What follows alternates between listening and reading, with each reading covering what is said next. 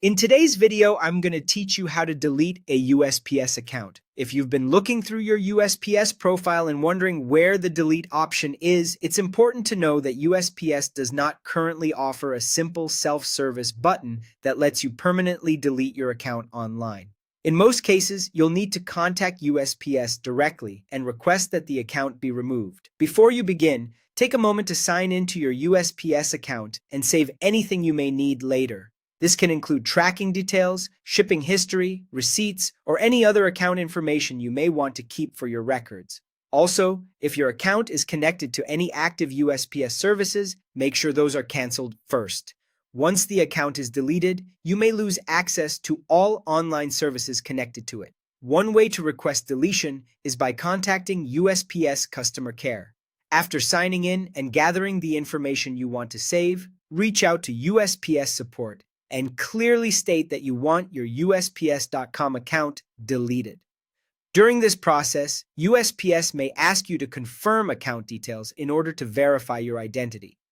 This is a standard security step designed to protect your account. Once your identity is confirmed, follow any instructions USPS gives you to complete the deletion request. Another option is to submit a privacy request. To do this, send an email to USPS's privacy team requesting permanent account deletion.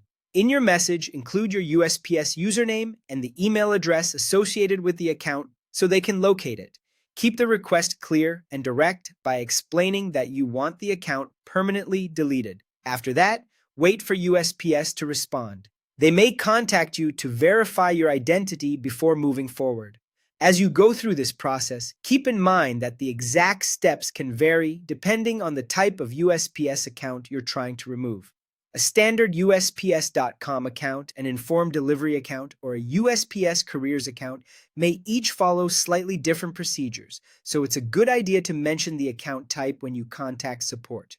If you need help finding official support options, visit the USPS help pages through their support website or go directly to the main USPS website for contact information.